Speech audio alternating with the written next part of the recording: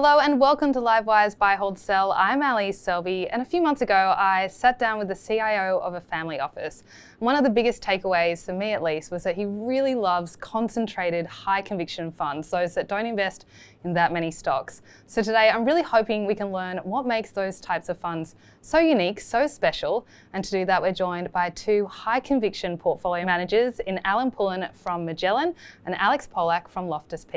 Thanks so much for joining us today. Guys, really excited for this episode. Thank you for having us. Yeah, it's great to be here. Spiva data shows that most active managers actually underperform over the long term. What is it about concentrated high conviction strategies that help overcome that challenge? I might start with you, Alan.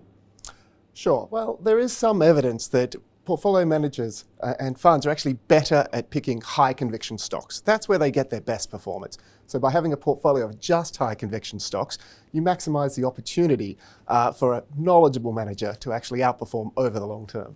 Okay, over to you, Alex. Why do you think investors should consider high conviction concentrated strategies? We have always said we don't want to generate index returns. And in order not to generate index returns, you should not be invested in companies in the index at index weights. That's obvious, right? If you want non-index returns, don't be in companies that form the index. How do you identify stocks that make their way into the portfolio, and do you have a perfect number of holdings? Well, we're a disruption fund, so we identify stocks that make it into the portfolio on the basis that they are taking an existing business model and significantly changing it. So disrupting it, in fact. And so that's a kind of easy question for us, right? Because if you look at, Amazon, so to speak, it disrupted traditional retailing going back, 15 years ago. And if you look at, for example, what Nvidia has done in the last 12 months, they've disrupted the whole compute and the whole, information processing universe. And so those are the logical companies as a disruption fund for us to invest in. So we find it easy to find them. It's harder to price them. And in terms of the number of holdings that you'd want in your fund, is there a perfect number of holdings? Well, we want around 26 to 28 holdings because that is a manageable number of companies that we can do the work on, so to speak, and understand well enough. And it's sufficiently differentiated to not be an index fund at that point. You only really need, 10, 20 stocks to be a non-index high conviction portfolio. And if you can go a little bit above that, then it enables you to cover a little bit more ground and have a few more bets. And I think that's one of the things that's helped underpin our return. Alan, your fund holds quite a few less stocks than that. What is the magic number for you, and how do you identify the companies that make their way into the portfolio? Well, we're running it more like 10 to 20 stocks, but typically we sit in the middle of that, around about the 15 number, which again, gives you an average position size, which is pretty concentrated, and you're going to look a lot different to the overall benchmark, the overall market.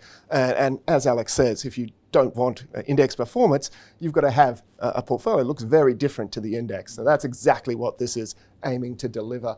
We're a quality manager, so we're really looking for a combination of high quality companies. And we go back to the Warren Buffett economic moat, but we also look at other characteristics like reinvestment potential, business risk, and agency risk. So we actually assess them on a number of quality metrics. And the other big factor that you've got to consider is valuation. So we really need both quality and valuation to come together to be a high conviction position in our opinion. And we also think about, of course, the risk that those stocks bring to the portfolio. So those would be the three factors.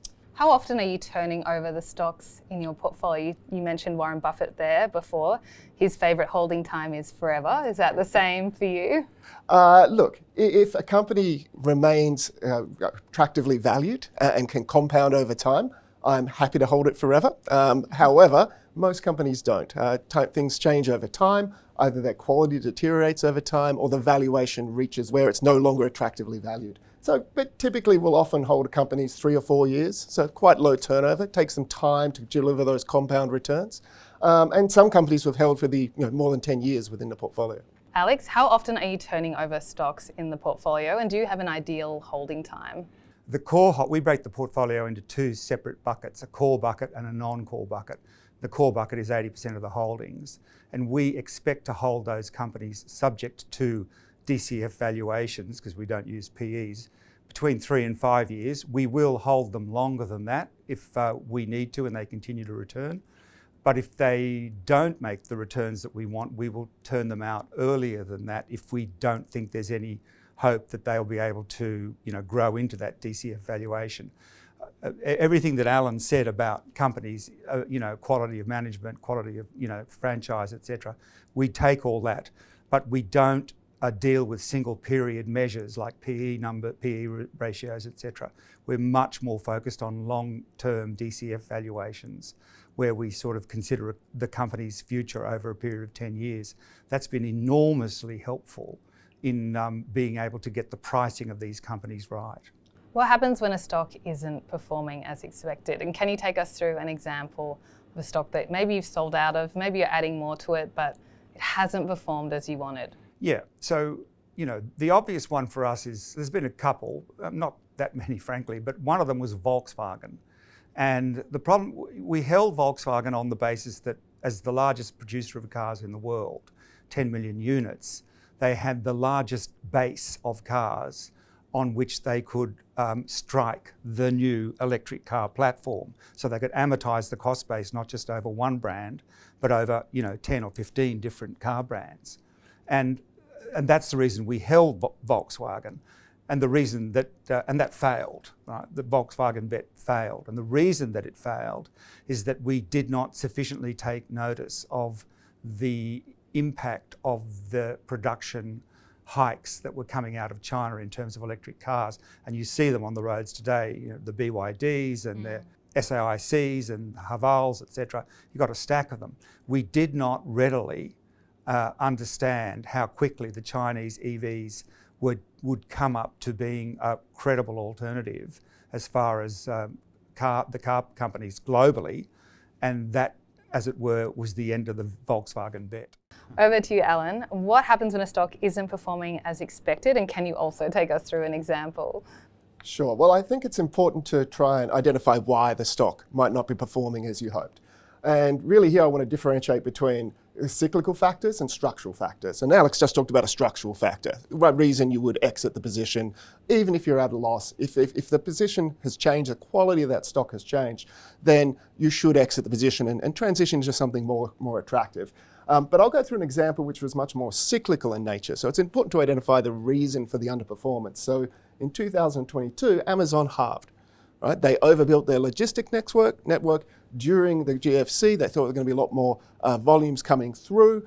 They didn't come through at first, and so their profitability was impacted. And the stock underperformed pretty significantly. As I said, it halved. But we knew this was a cyclical impact, that they would get those volumes coming through. They'd make the network more efficient. They've done that multiple times in the past. And so that was one we were comfortable to lean into because we're confident it was cyclical, actually top up the position. And of course, it came out and doubled in the next year. Okay, I want to know which stock has been the best performer in the fund since its inception and how you've tried to replicate that performance again. So I went back and ran the numbers, and it's actually one that's been in there since inception, which is Microsoft. Wow. We all know that's the largest company in the world now, but back then it was actually struggling a little bit in terms of the market's perception of its quality. It was considered, lagging in kind of the personal computing era, which was coming to an end under pressure. But we recognize that company has an enormous moat in enterprise users, and that's where it actually makes all of its money. So that enormous moat, that quality was there, the valuation was very attractive at the time, and it had a structural growth tailwind, which is really still going today in terms of the increasing IT spend. Transition to the cloud came on as part of that story, and AI now. So it's been a really solid performer over that period. What are we looking for? It's really when that quality and that value comes together that you do get that compounding return, which tends to be your better long-term performers over time. Okay, over to you, Alex. What has been your strongest performer since the fund's inception? And have you tried to replicate that again with other stocks in the portfolio? Well, the strongest absolute return we had was actually from NVIDIA, because we bought our first share at, I think it was 70 cents in 2016. Wow. And it's now $130 odd. So we held it for a long time. We understood the AI implications of what they were doing, and we held it for a very long time, and it performed for us very well. It performed very well. But there's other companies that we held as well that have created that created similar or better contributions to total return. And those are companies, for example, like Amazon, like Apple, like Microsoft, etc., which we held at we had a much higher conviction in them, and so we held them at greater weights. And so their actual contribution to the performance was also very strong. But it's a combination between the companies like Nvidia and also, Amazon, Microsoft, Apple to some degree. Now really you've got Qualcomm and TSMC in the background as well, which are, our highest conviction positions, our biggest positions in the fund. And they're already performing incredibly well, and we imagine that will continue for a while. You mentioned Qualcomm and Taiwan Semiconductor just there. That's kind of the last question for today. I want to know your highest conviction stock pick. Of your entire portfolio of stocks, which one are you the most bullish on? Well, it is Qualcomm and Taiwan Semiconductor. I guess you want to know why. I want to know one. If you only choose one. Well, it's Qualcomm. Okay, and why? Well, it's Qualcomm because Qualcomm has been the central, brain, so to speak, of smartphones for 15 years now, and a great job they have done, and it's always been priced as such. What they are now doing that's so radical is that they are really on the way to kicking the x86 architecture, Intel if you like, possibly some AMD as well. They're about to kick those things out of the PC and laptop market, and their offering into those markets is going to be an ARM chip that supports a long battery life, and we ourselves have bench tested it at 17 hours, very much comparable to the Apple machine. And so they're about to go from one important business line in phones to a second equally important business line, which is in laptops, both of which are happening at the beginning of a cyclical upturn. That's why we hold it to such a high level, high conviction. Okay, over to you, Alan. What's your highest conviction stock pick today? Well, we have a lot of high conviction picks, a lot of tech companies in there, but I want to talk about something a bit different today, which is Brookfield Corporation. So they're a Canadian asset manager and investor in alternative assets.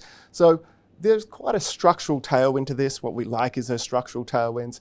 Asset managers are increasingly allocating to, or investors allocating to alternative investments.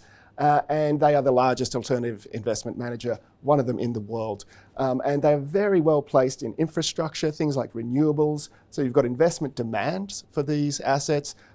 They've got a lot of supply of renewables coming on. So there's real tailwind to that business. And what we really like is they've got co-investments, invest alongside all of their clients in those assets. So you get income from both the investment and the asset management income, and they're very attractively valued. So we're expecting mid-teens returns from that company. Okay, well, I hope you enjoyed that high conviction special of Buy, Hold, Sell as much as I did. If you did, why not give it a like? Remember to subscribe to our YouTube channel. We're adding so much great content just like that every single week.